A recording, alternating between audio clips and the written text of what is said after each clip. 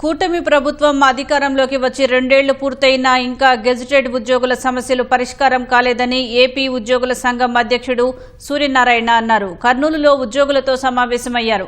మంత్రివర్గం ఉపసంఘంతో తరచూ చర్చలు జరిపే విధంగా ప్రభుత్వం చొరవ చూపాలని కోరారు.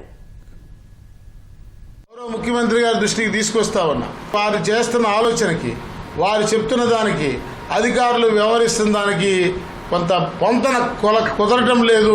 వారు చెప్పిన మాట ఇక్కడ క్షేత్రస్థాయిలో రావటం లేదు, రీచ్ అవ్వటం లేదనే విషయానికి చెప్పడానికి నేను ఏమాత్రం వెనకాడటలేదు. ఒక్కటే ఉదాహరణ, ఇప్పటికి 60 నిమిషాలు రిప్రజెంట్ చేస్తాం. ముఖ్యమంత్రి గారు చెప్పిన ప్రకారం మరి ఆ మంత్రివర్గ ఉపసంఘాన్ని ఏర్పాటుని అథెంటికేట్ చేయండి, అధికారికంగా ఒక ఉత్తర్వు ఇచ్చి దాన్ని ఇవ్వండి, తద్వారా ఆ మంత్రివర్గ ఉపసంఘం సమావేశాలు జరిపితే అవకాశం ఉంటుందని చెప్పాం. నేటి వరకు అసలు ఆ ఉపసంఘం ఏర్పాటు ఉత్తర్వు జీవోనే రాలా బయట.